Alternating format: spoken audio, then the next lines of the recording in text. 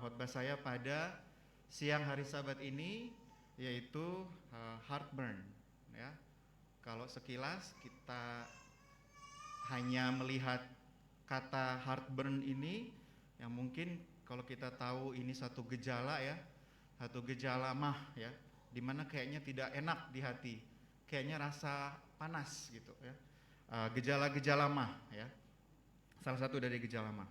Jadi saya mau membagikan kepada kita semua apa arti dari heartburn ini dalam konteks yang berbeda-beda juga ya. Sebenarnya kalau kita lihat tidak hanya satu arti, tapi ada banyak arti juga dari heartburn ini, dan mudah-mudahan kita bisa sama-sama belajar ya.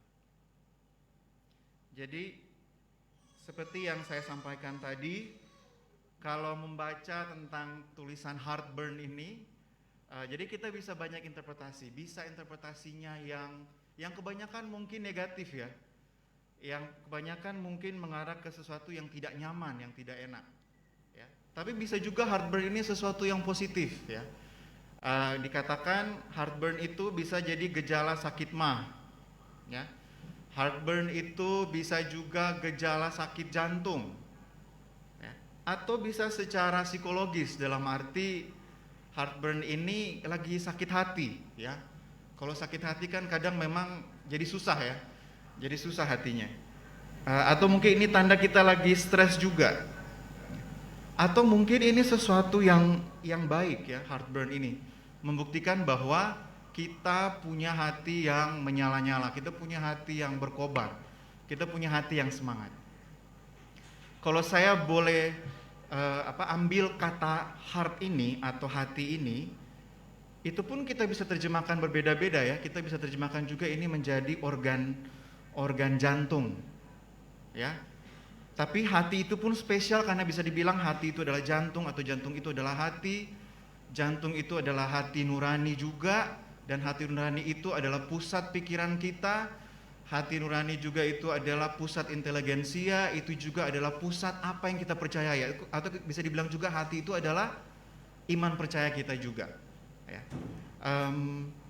Kalau bicara tentang jantung itu sendiri ya, saya bicara sedikit tentang organ jantung ini. Kalau bahasa Arabnya kalbu ya. Kalau kalbu itu kan artinya hati atau jantung. Hati ini atau jantung ini dia salah satu organ vital dalam tubuh kita ya, organ yang sangat penting.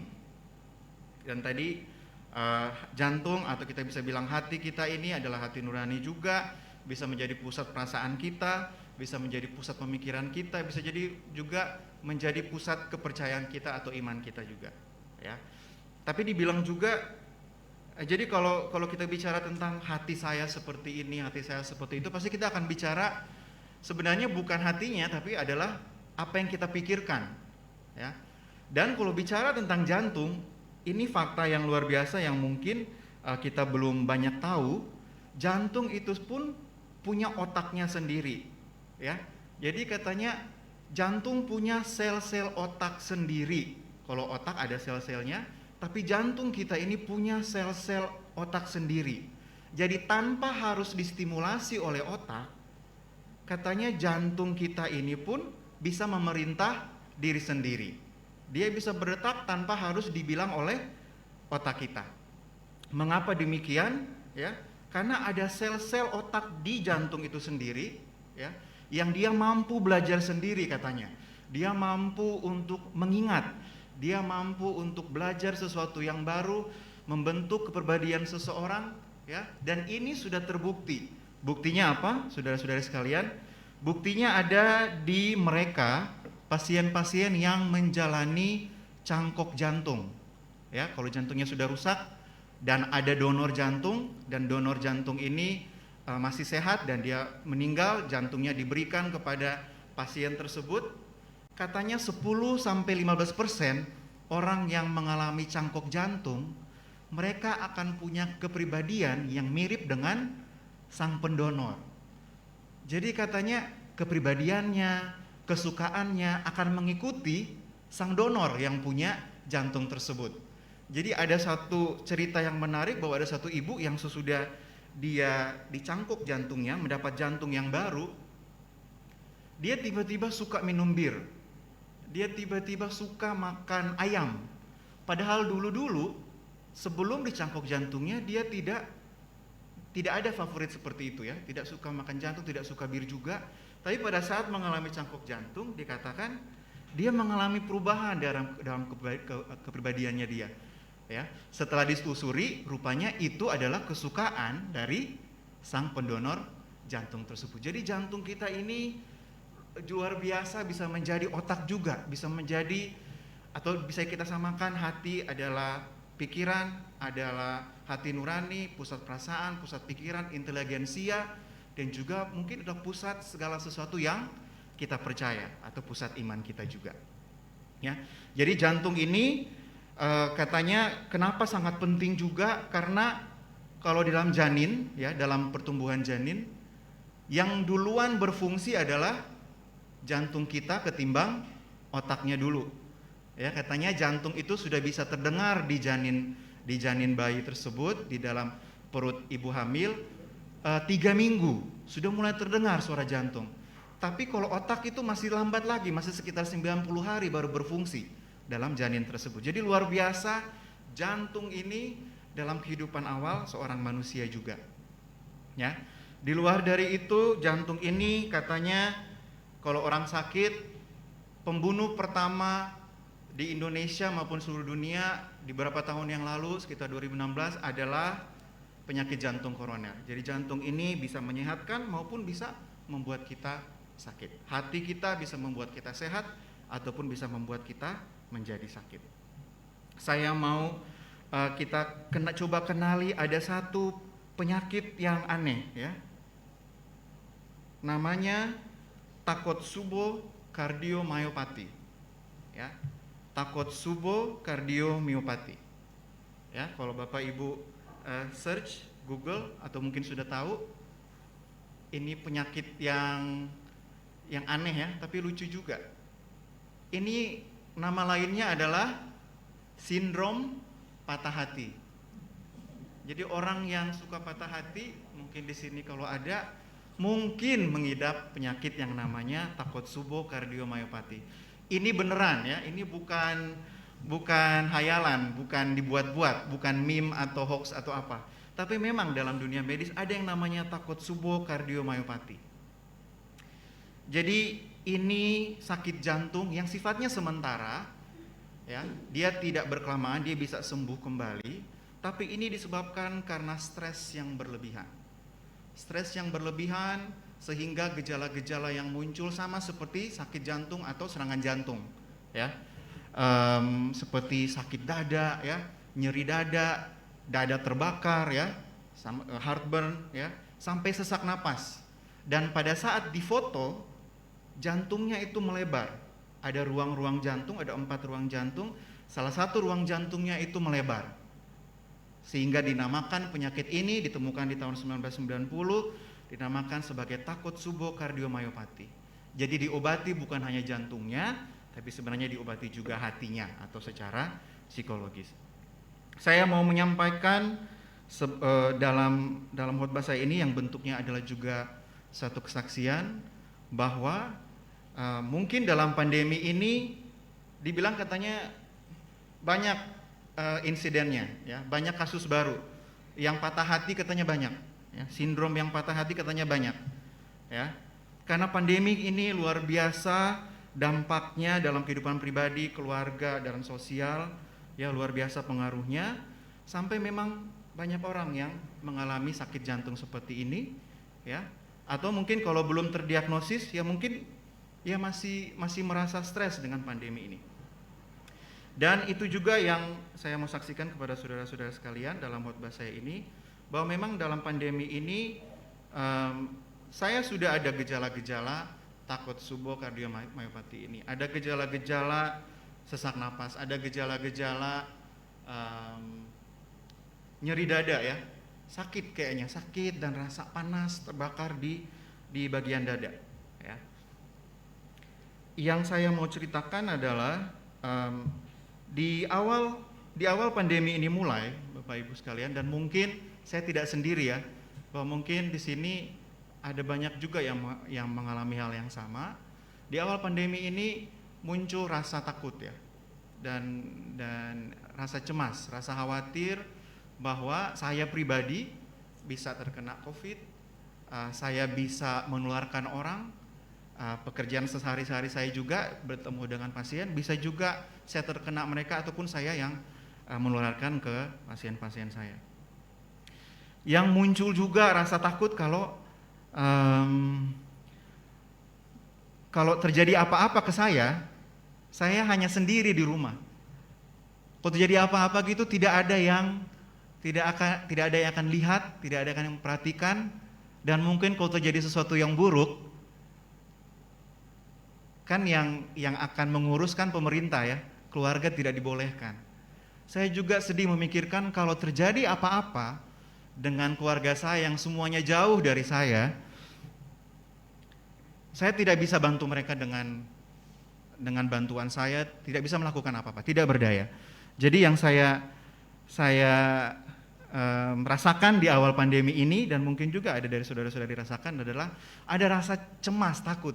Sampai pernah satu hari, jadi ini bulan-bulan awal ya, bulan-bulan pertama pandemi ini, saya pulang dari praktek dan ini jantungnya kayaknya berdetak kencang sekali. Saya cek di nadi itu sekitar 120, 140, padahal tidak lagi lari, tidak lagi olahraga, tapi itu malam hari dalam perjalanan pulang dan kayaknya jantungnya kayaknya berdetak sangat kencang. Nadinya 120, 140. Dan ada rasa kalau mau bernapas itu kayaknya kok nggak bisa panjang ya, nggak bisa lega. Tapi saya tahu ini bukan karena tersumbat jantung saya, bukan karena nadinya ini ada lemak atau apa, tapi ini pasti karena saya khawatir. Ya, saya takut. Saya sedang mengalami kecemasan yang berlebihan saat itu juga. Beberapa bulan kemudian yang masih pandemi ini dan terus naik juga angkanya, kayaknya ditambah lagi nih stres yang lain. Ya, bisa dibilang ini pun saya coba pegang-pegang dada saya karena sekarang ini juga lagi agak gugup ya. Lagi agak nervous juga karena sudah lama tidak bergereja langsung ya maksudnya. Berapa bulan kemudian kayaknya stres ini tidak menghilang ya. Apalagi waktu saya dihadapkan dengan kenyataan bahwa salah satu dari pasien yang saya rawat, pasien saya ini tanda kutip dia berhasil melakukan upaya bunuh diri. Dalam arti dia jadi artinya tanda kutip ya jelek ya, bahwa dia sukses jadinya. Upaya dia tersebut ya, walaupun ini satu hal yang menyedihkan ya, upaya dia tersebut itu terjadi gitu.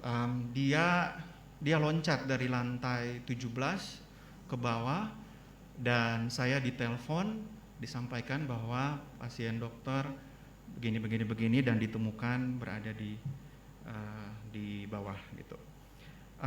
Ini pun menambah kecemasan. Jadi bukan hanya mengkhawatirkan bahwa saya ini akan terkena COVID, khawatir ke keluarga saya akan bagaimana, tapi saya juga khawatir saya ini mampu nggak ya sebagai dokter gitu untuk merawat pasien saya. Jadi semua pikiran itu menyebabkan hati saya susah, menyebabkan heartburn, sakit maupun juga heartburn yang rasanya kayaknya memang nggak enak ya, sangat tidak nyaman pada saat itu.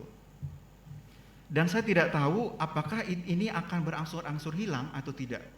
Peristiwa itu saya juga sempat share ini kepada beberapa orang, termasuk juga saya share kepada Bapak Pendeta, bahwa rasa bersalah itu, rasa khawatir itu, mengkhawatirkan kemampuan diri sendiri itu muncul selalu semenjak saat itu, semenjak tahu bahwa saya lalai dengan pasien saya, itu selalu muncul. Setiap saat membuat saya sulit tidur. Jadi sering kebayang bahwa kalau mungkin saya lakukan hal yang ini, mungkin itu tidak akan terjadi. Jadi selalu berputar-putar dalam pikiran saya, skenario apa yang mungkin saya bisa lakukan supaya tidak terjadi hal yang tidak diinginkan. Tapi saudara-saudara, tidak berhenti di situ saja sepertinya. Di awal Desember Dalam kurun waktu 2 minggu, ibu saya sempat sakit. Saya ke Papua, lihat sebentar, kemudian saya balik lagi.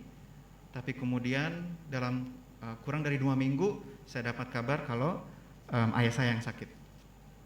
Jadi awal Desember itu 2 kali saya ke Papua, dan memang Tuhan mau tes nih kayaknya.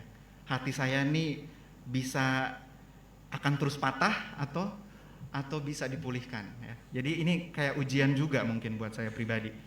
Jadi awal Desember itu sekitar tanggal 1, tanggal 2 saya berangkat ke Papua, ke Timika. Di sana saya lihat memang ayah saya sudah sesak napas, dan yang saya pikirkan adalah jangan sampai skenario terburuk yang saya bayangkan akan terjadi ke saya atau kepada keluarga saya. Saya pada saat itu masih denial ya, saya menyangkal diri, jangan sampai, atau ini pasti bukan COVID. Tapi saya dalam hati yang hati yang paling dalam itu, ini pasti COVID. Tapi tidak tahu ya, pada saat itu kayaknya rasanya Tuhan, ini bukan COVID kok, ini mungkin hanya batuk pilek, kecapean biasa, seperti itu. Tapi kondisi ayah saya makin buruk, makin sesak, tidak bisa tidur, tidak bisa telentang, harus duduk, dan duduk pun kayaknya selalu sesak, ya. Sehingga hari ini saya datang, besok paginya saya putuskan untuk bawa ke klinik untuk kita cek dulu. Dan dalam hati saya selalu terpikir bahwa Tuhan, jangan sampai ini COVID, jangan sampai ini COVID, jangan sampai ini COVID, jangan sampai ini COVID. Itu selalu berulang, ada kegelisahan, ketakutan yang setengah mati. Tapi di luar dari itu juga saya harus menunjukkan ke ayah dan ibu saya bahwa saya bisa membantu mereka gitu.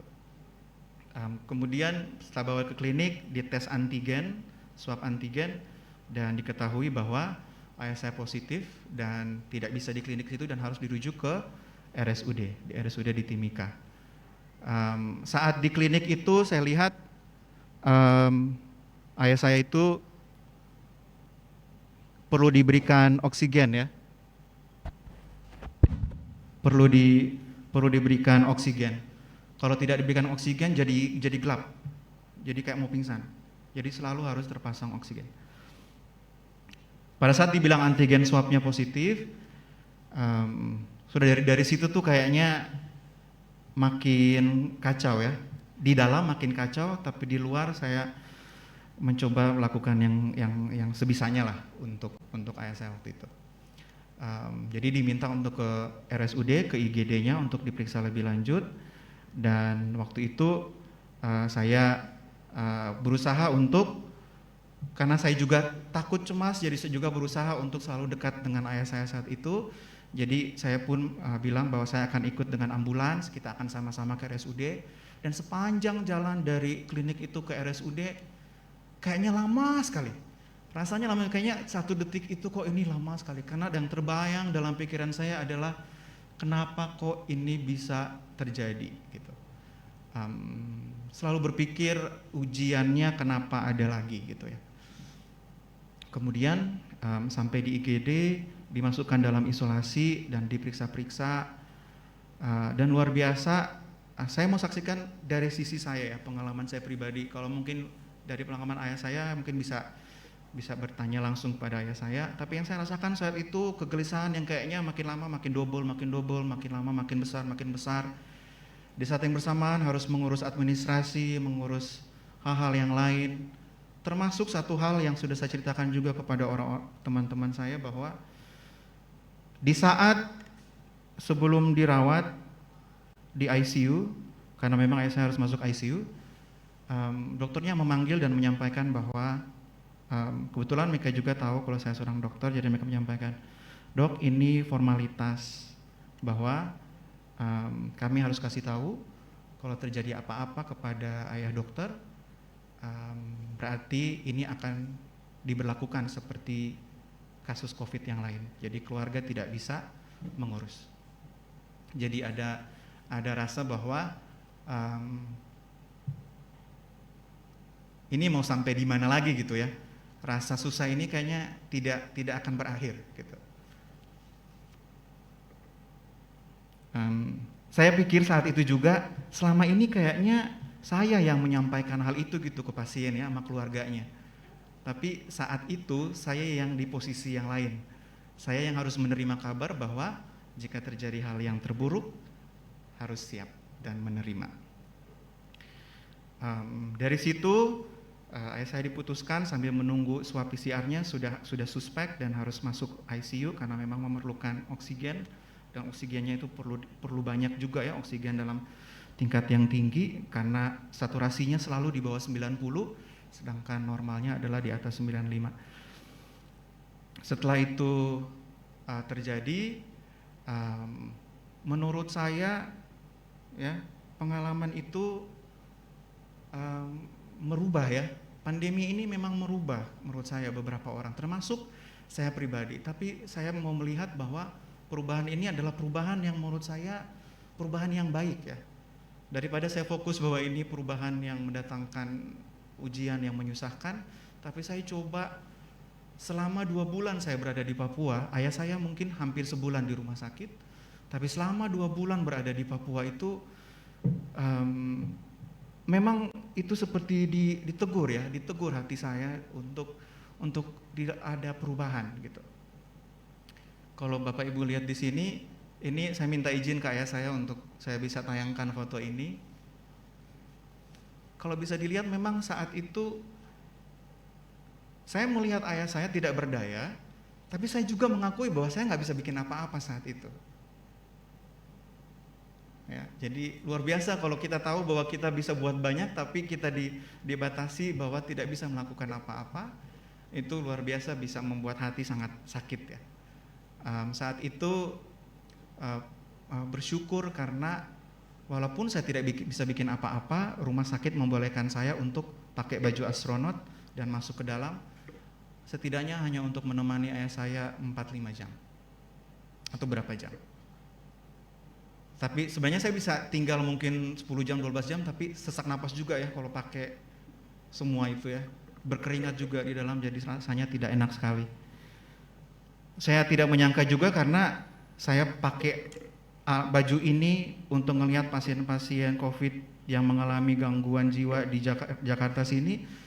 Saya akhirnya harus memakai baju ini juga untuk melihat ayah saya sendiri. Jadi kenyataan-kenyataan ini yang pada saat itu membuat rasa heartburn memangnya kayaknya sakit banget di hati saya. Ya. Tapi yang saya juga mau saksikan kepada saudara-saudara juga, perubahan itu ya, perubahan yang saya rasakan dari heartburn yang negatif menjadi sesuatu yang justru memotivasi saya ya. Jadi membuat ada semangat gitu. Dan yang saya pelajari dalam Alkitab itu yang saya mau coba bagikan kepada saudara-saudari sekalian pada hari Sabat ini. Ya, luar biasa juga karena pengalaman tersebut, saya nggak pernah masuk gereja semenjak pandemi ya. Tapi pada saat itu ayah saya COVID, ibu saya juga kena COVID, tapi tidak ada gejala. Jadi saya menemani ibu saya di rumah. Tapi untung pada saat saya di swab, hasilnya 2 kali swab negatif. Saya menemani ibu saya di rumah dan dikasih 3 kali kesempatan saya bisa bolak-balik bertemu dengan ayah saya di ICU di rumah sakit.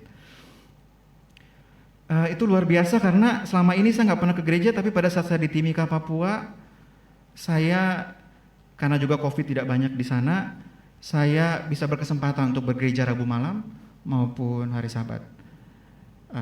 Selama 2 bulan itu yang saya coba lakukan di sana juga. Yang saya mau coba bagikan kepada saudara-saudari sekalian, apa yang saya pelajari dan apa juga yang saya dapati dalam Alkitab yang bisa menguatkan hati pikiran saya. Karena memang di saat-saat itu saudara-saudara sekalian, dan mungkin di sini ada yang sudah kena COVID atau mengetahui keluarganya kena COVID juga, mungkin akan mengalami heartburn juga ya, rasa nggak enak nih di dada, nyeri dada, berdebar, nafas rasa pendek, dan kayaknya nggak stop gitu, selalu ada setiap hari atau bisa muncul tiba-tiba gitu ya. Tapi yang saya coba maknai juga dari pengalaman saya itu juga adalah bahwa kalau memang hati secara manusiawi ya memang akan rasa seperti ini ya. Tapi saya juga melihat bahwa kalau hati saya sebagai seorang Kristen memang bisa ada ujian dan bermasalah. Bisa jadi juga tidak ada ujian dan tidak ada semangat, tidak ada apa-apa, hanya biasa-biasa saja. Atau mungkin hati saya juga terkadang juga semangat nih untuk melayani, untuk bekerja. Tapi di balik dari hati ini yang lebih prinsip lagi adalah sebenarnya tentang iman ya, kalau saya lihat. Bahwa ini semuanya pengalaman iman saya. Seperti itu. Bahwa memiliki hati seorang Kristen adalah menjalani proses pengalaman iman, memperdalam iman, mempertumbuh iman. Dan katanya, saya senang dengan kata ini, conviction. Conviction itu nggak ada bahasa Indonesianya. Conviction itu artinya iman yang lebih dalam, bukan hanya iman. Kalau iman faith, kalau conviction katanya iman yang lebih dalam, yang lebih kuat lagi. Dan katanya untuk iman yang lebih kuat, iman yang terus bertumbuh itu selalu dimulai dari hati dan diakhiri dengan hati. Dalam arti kita pahami bahwa proses pertumbuhan iman kita harus dimulai dari mindset kita, dari tujuan kita hidup ini untuk apa. Dan kita lakukan itu, kita akhiri dengan hati juga, dengan pemahaman bahwa kalau saya dimampukan untuk melewati pengalaman ini, saya mendapatkan iman yang lebih dalam, berarti saya bisa siap lagi dengan pengalaman-pengalaman yang berikutnya. Saya mau coba bagikan beberapa ayat di sini yang juga yang saya coba pakai untuk menguatkan diri saya, menguatkan hati saya. 8 cara untuk bagaimana mengatasi hati yang susah, yang bisa diubahkan menjadi hati yang semangat, hati yang tenang, hati yang senang ya. Kalau bisa dibilang, cara-cara ini bukan hanya ditargetkan ke hati saya pribadi, tapi cara-cara ini juga adalah cara-cara pengalaman iman saya. Pengalaman iman saya untuk terus bertumbuh dan tetap diperdalam. Nanti saya minta mungkin Kak Pinta juga bisa bantu bacakan. Untuk yang pertama, ini tidak perlu dibacakan, ini adalah ayat bersahutan kita tadi ya Bapak Ibu semua. Ayat bersahutan kita tadi ada di 2 Korintus 4 ayat 16 sampai 18. Jadi ada 8 ayat di sini yang saya mau sampaikan.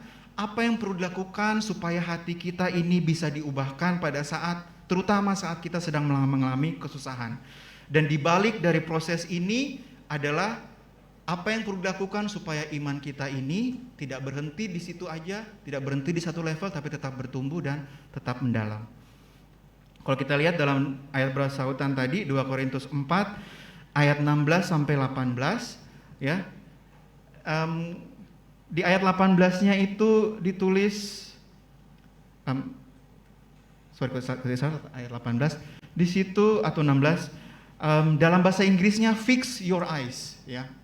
Fokuskan mata kita, perhatikan yang tidak kelihatan. Kenapa demikian? Kalau melihat pengalaman saya pribadi, saya hanya melihat depan mata. Saya melihat depan mata bahwa saya sakit, saya diperhadapkan dengan masalah dengan pasien, dan ketakutan saya sendiri, sehingga kalau saya hanya melihat apa yang depan mata, kadang memang saya jadi hilang harapan ya. Jadi tambah cemas, tambah takut. Tapi yang Tuhan minta di sini, jangan sampai teralih fokus kamu Mario gitu. Coba fokusin lagi ke saya.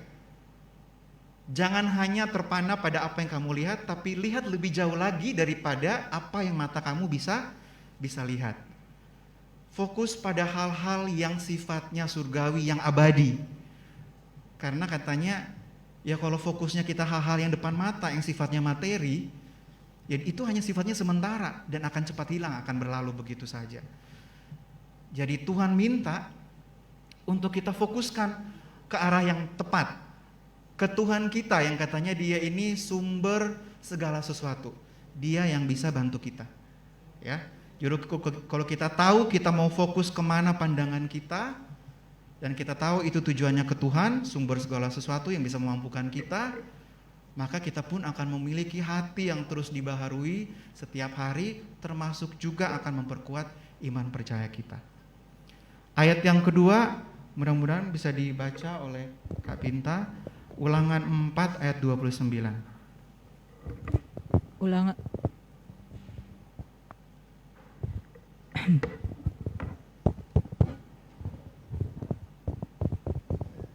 Cek.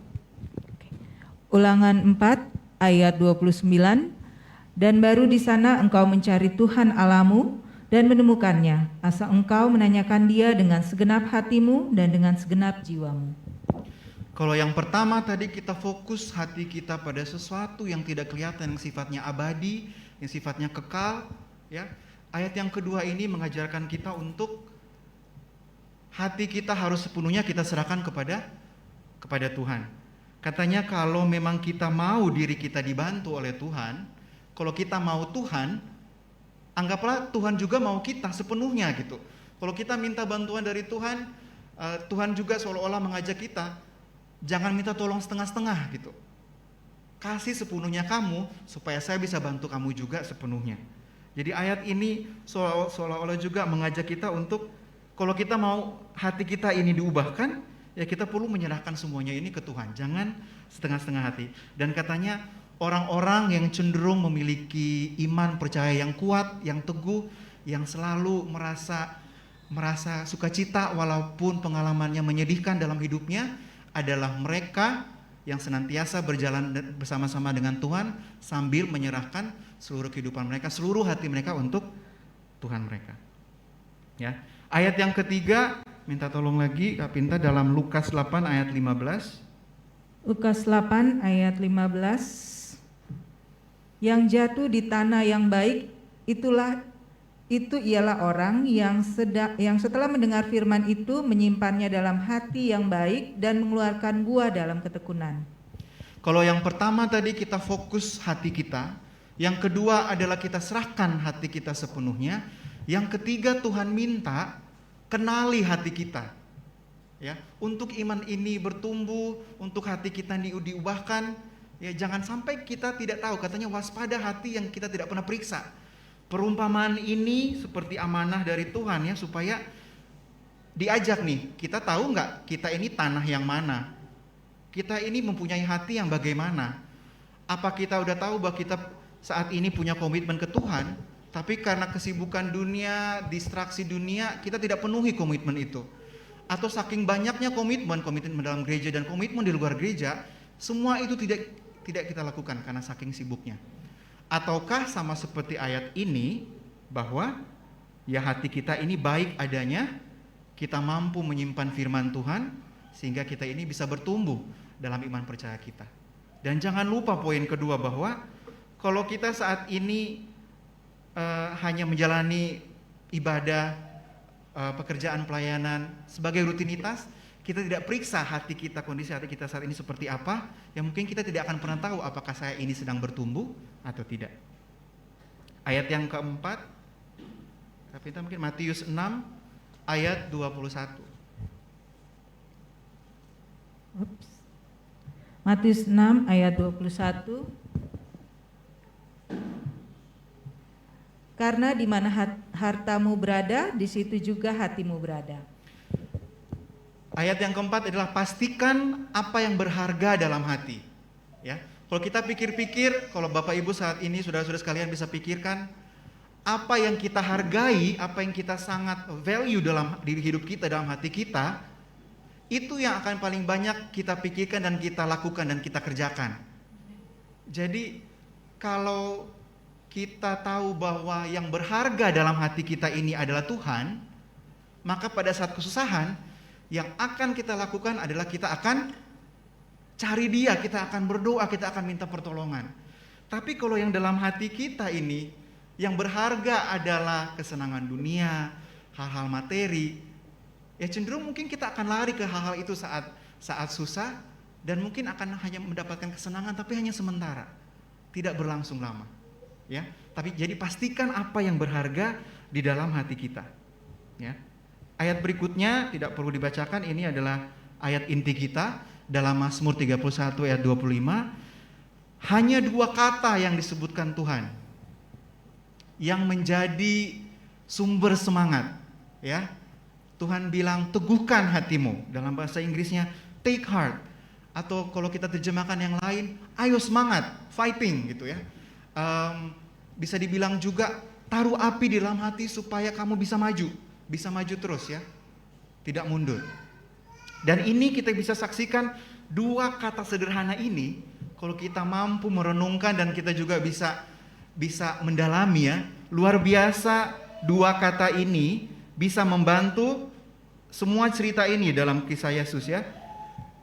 Orang yang lumpuh, yang masalah pendarahan, yang buta, maupun murid-murid Yesus, Tuhan hanya bilang, teguhkan hatimu. Yang mungkin di sisi lain kita bisa bilang, nggak apa-apa, mungkin Tuhan seolah bilang, udah kasih aja ke saya semuanya. Saya bisa memampukan kamu untuk melewatkan semua itu. Kamu tidak akan apa-apa. Jadi mungkin teguhkan hatimu ini dua kata yang sederhana tapi luar biasa impactnya, dampaknya ini, yang mungkin kalau kita bisa perdalam, kita renungkan, ini pun bisa membantu hati kita, bisa membantu iman percaya kita. Dan saya rasa juga Bapak Ibu saudara-saudari sekalian bisa tambahkan ayat-ayat favoritnya ya. Ayat-ayat favorit tentang kekhawatiran, tentang kegelisahan ya. Mazmur 23, 1 Petrus 5 ayat 7. Di dalam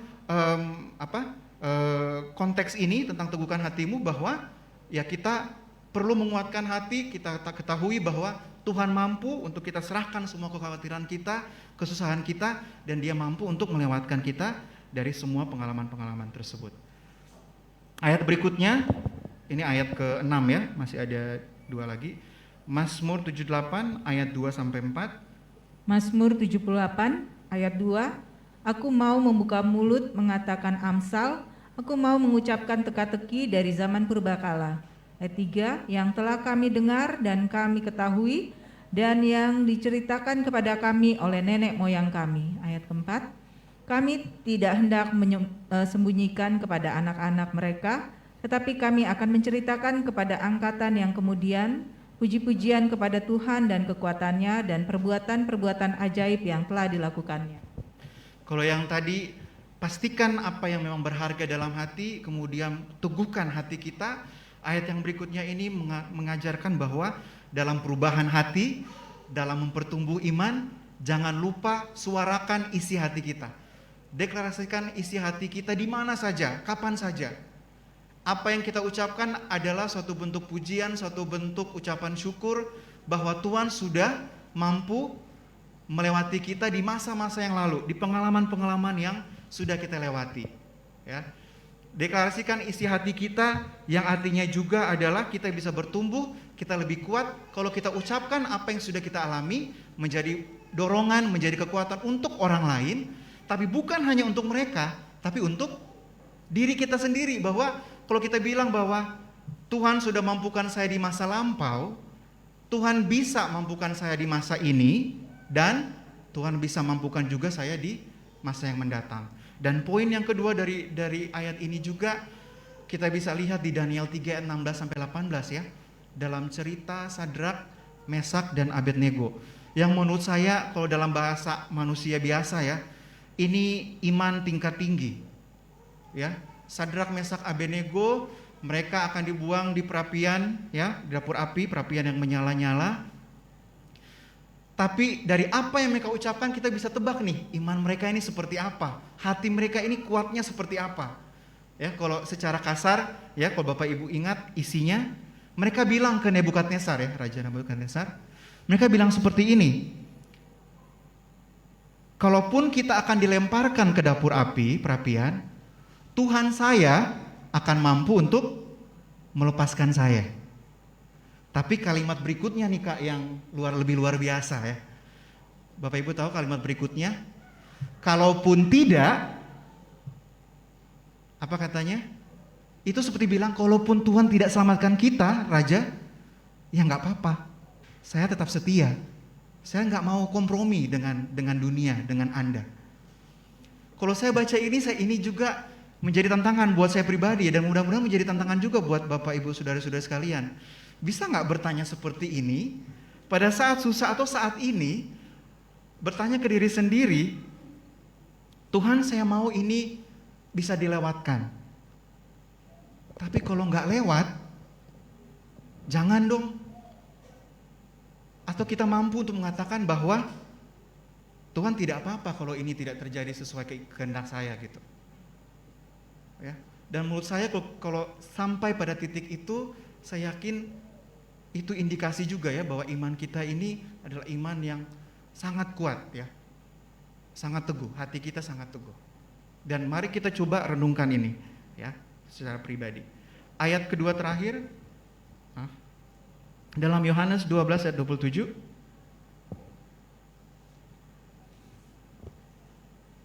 Yohanes 12 ayat 27. Sekarang jiwaku terharu, dan apakah yang akan kukatakan? Bapa, selamatkanlah aku dari saat ini. Tidak, sebab untuk itulah aku datang ke dalam saat ini. Ini pengalaman pribadi Yesus yang menjadi contoh buat kita, jadi teladan buat kita. Yesus pun saat dia menjadi manusia hatinya gelisah, hatinya sepertinya dalam bahasa Inggrisnya, kalau bahasa Indonesia dibilang jiwa terharu, tapi dalam bahasa Inggrisnya soul troubled gitu ya. Jadi hati Tuhan pun rasanya kayaknya gelisah ya, tidak tenang saat itu. Ini saat-saat di mana Tuhan menceritakan tentang kematiannya. Jiwanya pun sebagai manusia merasa susah. Tapi Tuhan kasih teladan 3 cara, yaitu sadari hati kita bahwa kalau kita lagi susah, kita ucapkan itu dalam doa, dalam hati kita ke Tuhan. Bahwa memang Tuhan, saya lagi sedih, lagi cemas, khawatir, merasa tidak pasti, tidak tenang. Sesudah itu, ya, ini yang nomor 1 ini kan Tuhan contohkan ya, bahwa Tuhan akui bahwa dia sedang tidak enak hatinya ya, di nomor 1. Tapi kemudian langkah yang Yesus lakukan adalah dia tidak diam di situ saja bahwa mengetahui hatinya bermasalah, tapi Tuhan bilang dia berdoa, dia serukan itu kepada Allah Bapa di surga, minta bantuan ya. Jadi katanya karena hal-hal ini yang tidak diinginkan, Yesus bilang berseru kepada Tuhan minta bantuan. Tapi langkah terakhir yang Yesus teladankan ke kita adalah mau apapun yang terjadi, serahkan semua ke rencana Tuhan. Seolah-olah Yesus meneladankan ke kita, kalau hati kita susah, ucapkan dalam doa apa yang kita rasakan dalam hati, berseru cari bantuan ke Tuhan, tapi jangan lupa bukan kehendak kita yang terjadi, tapi kehendak Tuhan yang terjadi. Dengan demikian ada bentuk penyerahan dan mungkin bisa memudahkan mengurangi hati yang bersusah. Ayat terakhir, Mazmur 51 ayat 12 sampai 14. Mazmur 51 ayat 12 sampai 14. Jadikanlah hatiku tahir ya Allah, dan perbaharuilah batinku dengan roh yang teguh. Janganlah membuang aku dari hadapanmu, dan janganlah mengambil rohmu yang kudus daripadaku. Bangkitkanlah kembali padaku kegirangan karena selamat yang daripadamu, dan lengkapilah aku dengan roh yang rela. Selalu mengingat bahwa pembaruan hati itu selalu didasari dengan rasa bahwa kita ini adalah orang yang berdosa. Kita tidak mampu sendiri, tapi kita bisa dimampukan dengan kuasa Tuhan, apalagi pada saat kita meminta kuasa Roh Kudus untuk menuntun kita. Ini ayat yang terakhir, bahwa kalau bicara tentang heartburn yang negatif, bahwa kita rasa susah, hati sakit, patah hati, dan lain-lainnya, yang mungkin Tuhan inginkan adalah heartburn yang seperti ada dalam Lukas 24 ayat 32, mungkin bisa dibacakan Kak Pinta. Lukas 24 ayat 32.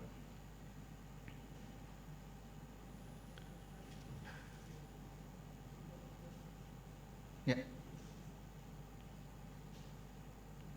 Lukas 24 ayat 32. Kata mereka seorang kepada yang lain, bukankah hati kita berkobar-kobar ketika ia berbicara dengan kita di tengah jalan dan ketika ia menerangkan kitab suci kepada kita?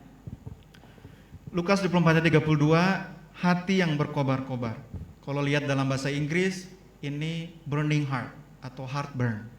Jadi mungkin ini yang diharapkan bisa terjadi dalam hati kita ya, dalam perubahan hati maupun dalam penguatan iman percaya. Tapi kalau lihat konteks Lukas 24 ini, dua murid Yesus ini mengalami perubahan dari hati yang suram karena mengetahui Yesus sudah meninggal, ya, sudah mati, tapi hati mereka mampu diubahkan dari hati yang susah, mulai dihangatkan karena berjalan bersama Yesus dan mendengar firman-Nya, dan tetap terus terbakar menyala-nyala. Di arti yang lain, hati yang berkobar-kobar ini yang saya coba artikan sendiri adalah heartburn, di mana tergantung pengalaman kita pribadi, bahwa heartburn yang diminta kepada kita orang-orang Kristen adalah hati yang senantiasa, pertama, berjalan bersama Tuhan, hati yang hidup bersama Tuhan, mengetahui Dia satu-satunya yang mampu memenuhi kebutuhan sehari-hari dan mampu mengatasi setiap masalah. Dan yang ketiga adalah hati yang berkobar-kobar itu, heartburn bagi seorang Kristen adalah mengetahui hati kita ini sedang bersama Tuhan yang mengemudi dan memotivasi hidup kita dalam cara-caranya yang luar biasa. Sebelum saya tutup, pengalaman saya kemarin di Papua, saya ceritakan ke ayah saya bahwa saya takut hal yang terburuk bisa terjadi. Tapi tanpa ragu-ragu, ayah saya menyampaikan, tidak pernah terpintas hal buruk akan terjadi.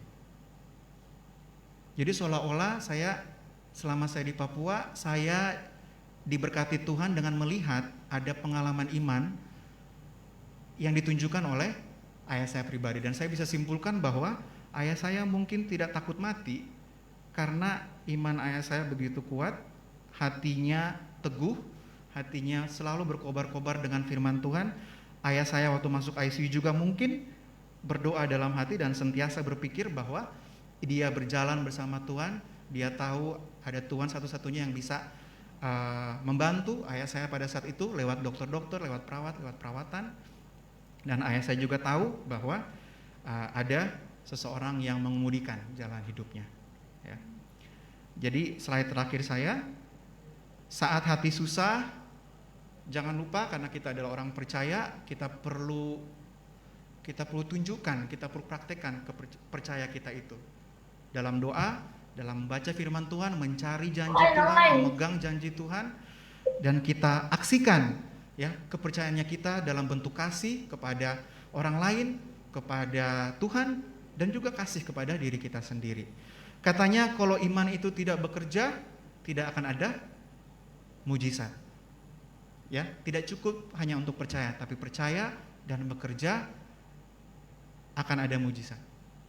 Ya, dan katanya orang-orang yang memilih dalam hidupnya untuk berjalan bersama Yesus, mereka itu memilih berjalan dalam sukacita, walaupun jalannya berkerikil, banyak lubang-lubang, banyak kesusahan.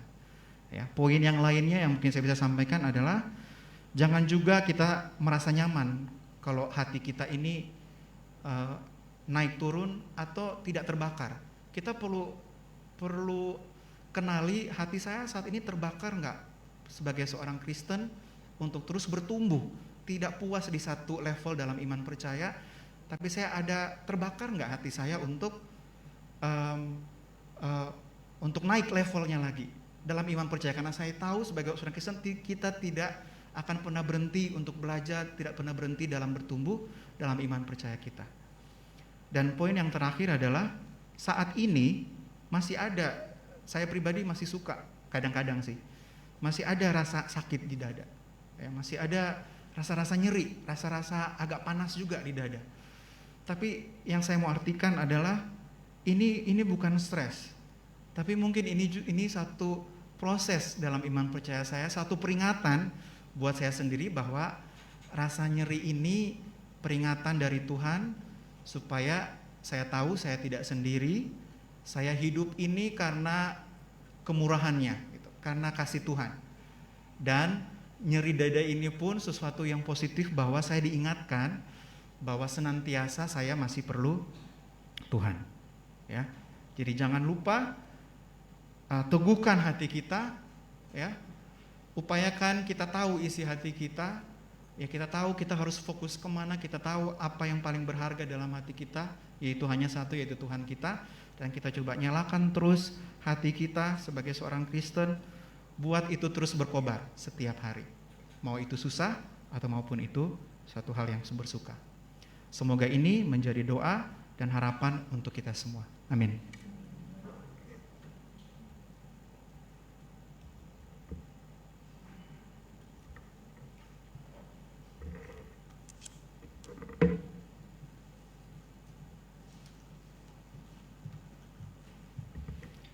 Kita patut mengucap syukur atas firman yang telah dibawakan, yang telah mengangkat hati dan pikiran kita untuk selalu berserah, mengandalkan Tuhan, dan yakin dan percaya kita dalam kendali tangan Tuhan.